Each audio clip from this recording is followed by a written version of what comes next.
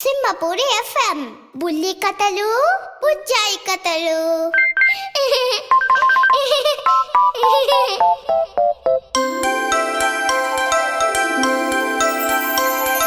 చిన్ని పిల్లలు చిన్నారి పిల్లలు ఆడి పాడి పచ్చని వేళ మంచి మాటలతో చక్కగా హలరించి బుల్లి కథ వింటారా ఈ వేళ. వింటాం సింహపూరి ఎఫ్ఎం బుల్లి కథలు బుజ్జాయి కథలు.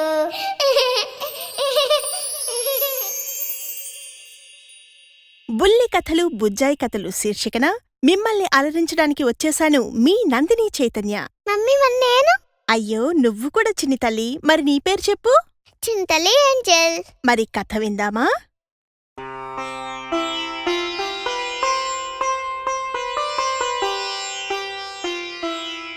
చిన్ని తల్లి, నిన్నటి కథలో రాజు చిత్రవర్ణుడు కర్పూర ద్వీపానికి మేఘవర్ణుని రాజుగా చేసే యోచనను మానుకుందామని అతను మంత్రితో చెప్పాడు కదా. తర్వాత ఏం జరిగిందో, వారిరువురు ఏం మాట్లాడుకున్నారో ఇప్పుడు విందాం, ఓకేనా?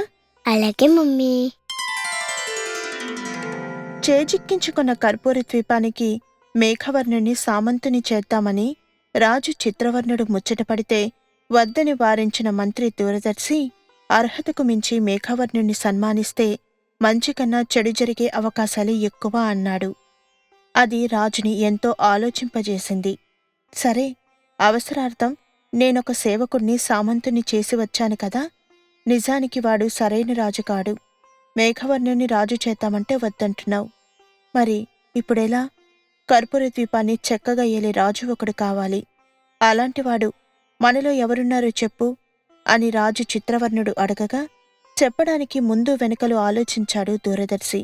ఆలోచించి తర్వాత ఇలా చెప్పడం మొదలుపెట్టాడు. మహారాజా, మనం హిరణ్యగర్భుని మీద పోరాడి గెలవలేదు, మోసం చేసి గెలిచాం. అది చాలా తప్పు. నిజానికి హిరణ్యగర్భుడు చాలా బలవంతుడు. అతని కోసం ప్రజలు ప్రాణాలిస్తారు. ఓడిపోయాడని హిరణ్యగర్భుణ్ణి తక్కువ అంచనా వేయకండి. అతను ఊరుకోడు.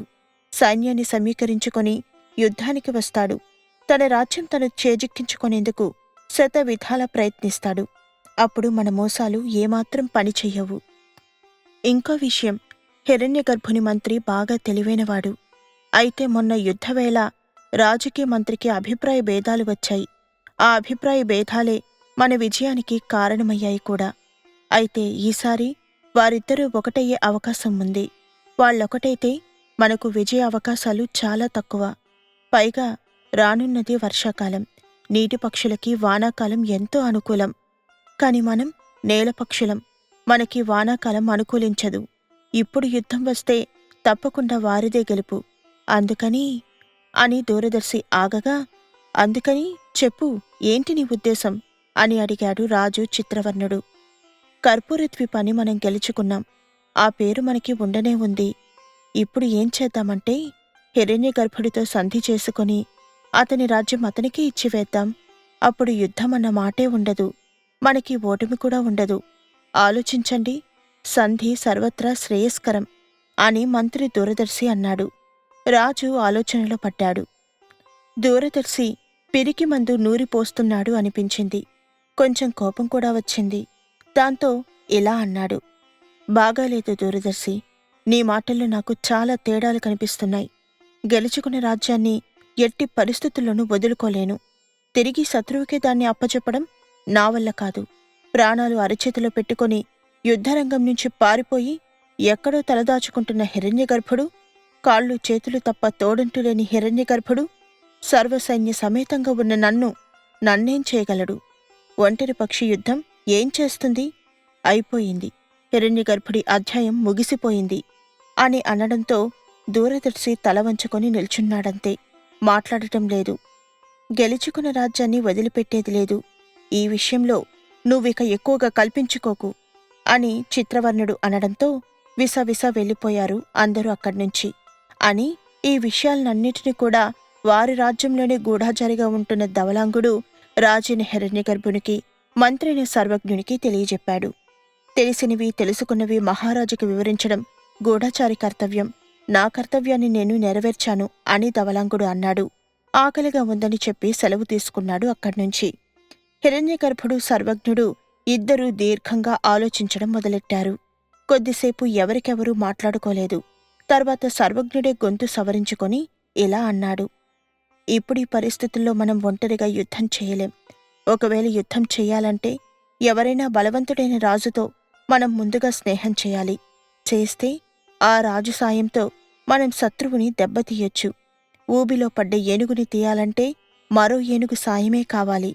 అందుకని సింహలరాజు మహాబలునితో మనం స్నేహం చేద్దాం. అతని సాయం కోరుదాం. అతనికి మనమంటే చాలా ఇష్టం మహారాజా.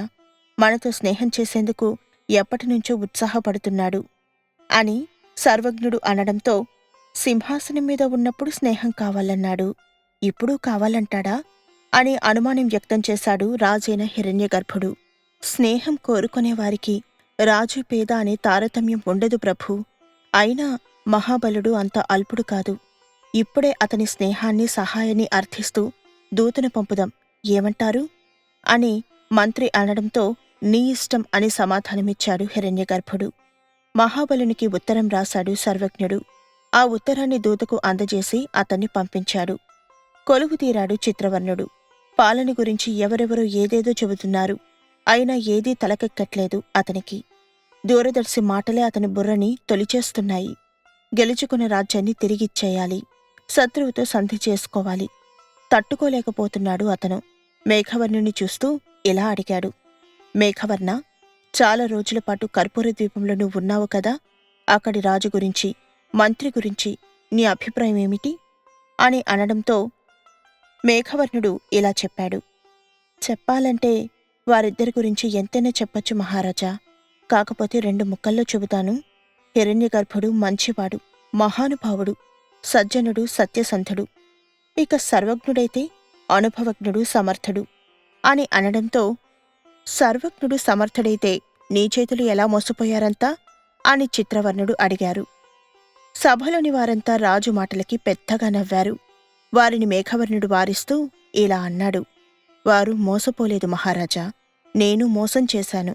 నమ్మించి మోసం చేయడం పెద్ద కష్టమేమీ కాదు. మనల్ని నమ్మి మన పక్కనే నిద్రిస్తున్న అరివీర భయంకరుడు, మహావీరుడైన స్నేహితుని కూడా మనం ఇట్టే మట్టు పెట్టొచ్చు. కత్తికో కండగా నరికి పారేయచ్చు. దానికి వీరత్వం అవసరం లేదు. పెద్ద బలమూ అక్కర్లేదు. పూర్వం ఒక బ్రాహ్మణుణ్ణి దొంగలు ఎలా వంచారో మీకో కథ చెబుతాను, వింటారా అని మేఘవర్ణుడు అనగా, మిగిలినవారు వింటాం వింటామంటూ ఆసక్తిని కనపరిచారు. మమ్మీ, ఇప్పుడు ఆ కథను చెప్తావా మమ్మీ? అవును తల్లి, వింటావా? వింటాను మమ్మీ. సరే. పూర్వం ఒకానొక ఊరిలో ఒక బ్రాహ్మణుడు ఉండేవాడు. పాపం, అతను అమాయకుడు. యజ్ఞం చేసుకునేందుకు ఒక నల్ల మేక కావలసి వచ్చింది అతనికి. కష్టపడి 4 డబ్బులు పోగు చేశాడు. సంతలో ఓ నల్ల మేకను కొనుగోలు చేశాడు. దాని మెడకి ఓ తాడు కట్టి ఊరికి తీసుకుంటూ వస్తున్నాడు. వస్తూ ఉంటే దారిలో చెరువు దగ్గర చాటుగా కూర్చున్న దొంగలు అతన్ని గమనించారు. నల్లమేకని చూడటంతోనే వారికి నోరూరింది. అదేంటి మమ్మీ, దొంగలెక్కడైనా వస్తువుల్ని, డబ్బుల్ని కాజేయాలనుకుంటారు కానీ ఇలా జంతువుని కాజేస్తారా? అవును చిని తల్లి, దొంగలకు ఈ వస్తువు ఆ వస్తువు అంటూ ఎటువంటి తేడా ఉండదు. వారికి కావాల్సిందల్లా వారి కంటికి ఇంపుగా కనిపించే ఏ వస్తువైనా. ఓహో, అలాగా.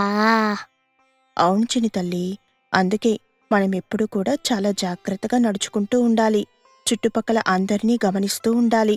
ప్రతి ఒక్కరినీ ఓ కంట కనిపెట్టుకుంటూ నడవాలి. అర్థమైందా? ఓ, బాగా అర్థమైంది మమ్మీ. సరే, కథలోకి వెళితే, మేక భలేగా ఉంది, బాగా బలిసుంది, తింటే దీన్నే తినాలి అనుకున్నారు దొంగలందరూ. ఎలాగైనా బ్రాహ్మణుని దగ్గర నుంచి మేకను దొంగలించాలి అనుకున్నారు. కాని ఎలా దొంగలిస్తాం? మేకకి తాడు కట్టి లాక్కెళ్తున్నాడు బ్రాహ్మణుడు.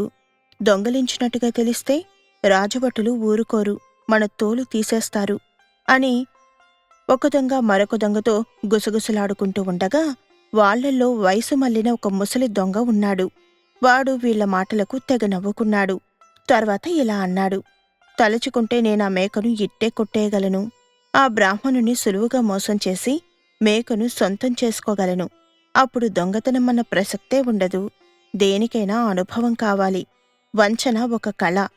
కోతి మొసలి కథ వినే ఉంటారు. మరి ఆ కథలో మొసల్ని కోతి ఎలా వంచిందో మీకు తెలుసు కదా? నాకైతే తెలియదు మమ్మీ. నువ్విప్పుడేదైతే అన్నావో అదే అన్నారు మిగిలిన దొంగలు కూడా. అయితే ఆ కథ చెబుతాను వినండి అంటూ ముసలి దొంగ మిగిలిన దొంగలకు కథ చెప్పడం మొదలెట్టాడు. మమ్మీ అయితే ఆ కథని ఇప్పుడు చెప్తావా? ఇప్పుడు సమయం అయిపోయింది కాబట్టి రేపు చెప్తాను నాన్నా. ఓకేనా? అలాగే మమ్మీ. సరే పడుకుందామా? Okay mummy, good night. Good night చింతల్లి.